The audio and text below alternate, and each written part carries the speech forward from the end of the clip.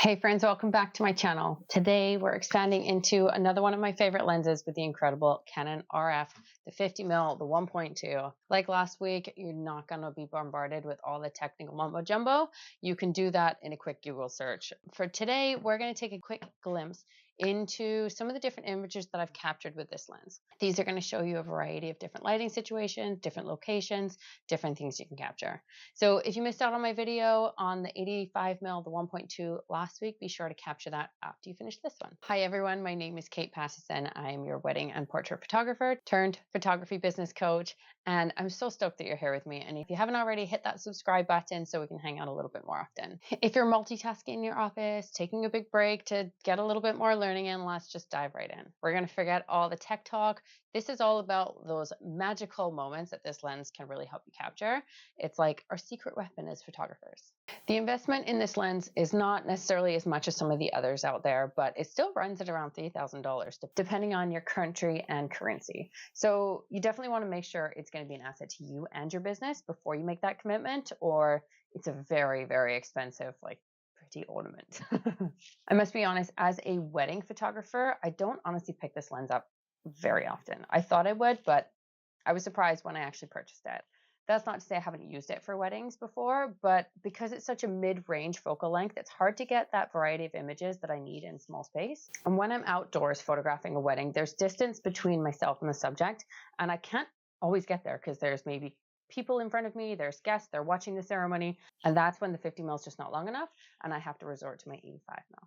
As an engagement photographer, it's also not my go-to lens. However, I have shot many sessions with just this lens, and I do absolutely love it. I love the photographs of it, but there are restrictions that come with it. So I love that the photos are crisp. They're clear. The bokeh is absolutely stunning. Like any lens you'll get with the 1.2, 1.4, 1.8, you're still going to get an incredible bokeh.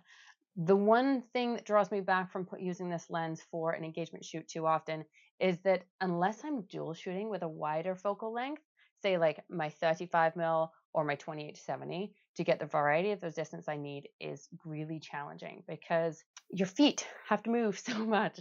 When I photograph, I like my galleries to have a huge variety of close, mid-range, and wide-range shots for pretty much every single one of my poses. So the close and mid-range is where this lens really, really shines. The wide angle, while the images are still beautiful, I have to step such a long way back from my couple that it's hard to communicate the directions with the couple without feeling like I'm shouting at them. And unfortunately, that can really change the vibe of the session from super chill and in the moment to sort of do as you're told. So I find there's quite a disconnect when I use my 50mm, especially when I capture the wide angle shots. Now, I've told you two types of photography that this lens is not my favorite for. However, as a portrait photographer, this lens is truly, truly flawless. I love using this lens for my portraits because not only is it tack sharp, but the images are just absolutely stunning. I photographed so many of my businesses and branding portraits with this lens, and I love how they turn out, how easily I can control the focal point, especially when I pair it with my Canon R6. That focus is absolutely like spot on, exactly where I want it to be. Then I can really open up that aperture, and it gives me such amazing focus. The bokeh and paired together, it's flawless. So I'm not going to keep you waiting any longer. Let's just start scrolling through some of my favorite images that I've compiled for you today, and you can see what this lens can do. So as for engagement sessions, I brought a few out for you. I'm not going to bombard you with too many images, but I just want to show you some of these. So for instance, this one, it was like, I've never been so soaking wet at a photo shoot in my entire life. They were literally dripping from head to toe by the time we were done this session.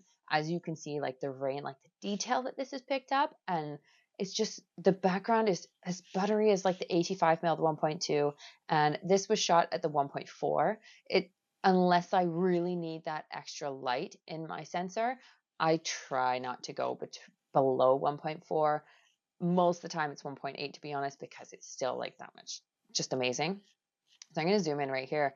You can see like there's just so much clarity on them. You can see the rain hitting the back of his shirt. You can see the raindrops in the background, a little bit of slow-mo there. And I think it's just such a powerful image that I don't have a 50mm 1.8, or I have had them in the past, and I I never got the clarity that I do with this with some of my other lenses. And I think there's just so much power in the detail, but not just the detail, but how smooth the background can be. So that focal point is just, there's no question where you're wanting your client to look when they're looking at these images.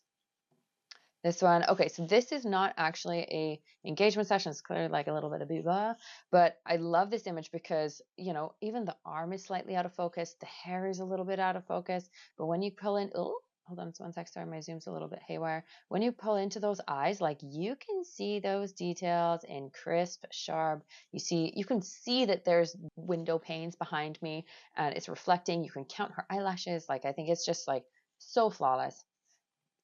And this was an engagement shoot that I did. This is kind of like the sun setting a little bit. So you can see that this beautiful circles for bokeh in the background, nice and buttery smooth. They're crisp, sharp. You can see the particles on his breath. It's so crazy, super cool. And I think it creates so much emotion in the power of the image. And this, you know, you can see the moss details here where it gets a little bit smoother in the background. There's no doubt where that focus is supposed to be. A little bit closer up, this is kind of cool. So I'm just going to pop this down a little bit here so you can see that bokeh is just so lovely in the back there. And it's just, that's your focus. It's not even up for debate. Now, as a portrait photographer, this lens is flawless. I love using this lens for my portraits because it's tack sharp and it's just stunning. I photographed so many of my business and branding portraits with this lens. So just how they turn out and how easily I can control that focal point for any image with a wide open aperture. And it's just so insanely crisp focus. So the images really speak for themselves. So I'm not going to keep you waiting any longer for the portraits. And I'm going to scroll through and I'm going to show you some of these images that I've compiled for you. So this is a realtor that I photographed and it's so insane. And I keep saying powerful because I think there's just so much power in it. Is you can see in the foreground how it just really draws your eye into the focus, into the details of her face, but then instantly it drops off behind her. So you just have the illusion of what's behind opposed to like, you're just not doubting where you're going to be looking. And this is an instance where we were photographing the product, but I also wanted to photograph my client. And we did have to bring in light here because it was pretty dark. But if I zoom in here, not too far on the chest, you can see that her eyes are like absolutely stunning, beautiful. But then if I go over this direction to the product, it's not quite in focus. So this is not one that made the final gallery because it's just not really capturing everything that we needed. This is shot at the 1.8. So I really should have pulled that back a little bit and opened up that aperture so that I have the focal point just that little bit more of a distance between the face and also the product because it just fell short a little bit there. And this, we nailed it. You can see the drop, you can see the detail here, you can see the little bubbles. Her eyelashes are absolutely beautiful. You know, you can see absolutely everything.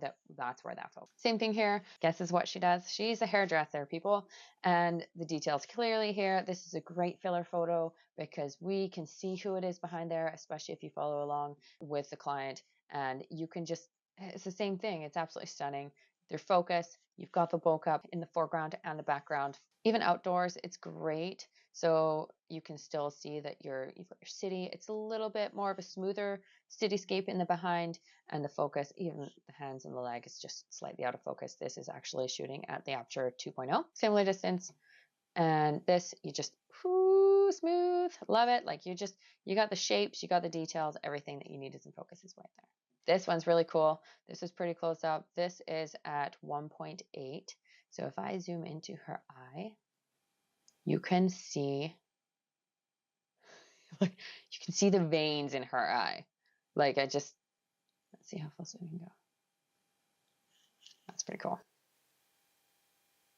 And she's stunning, which helps.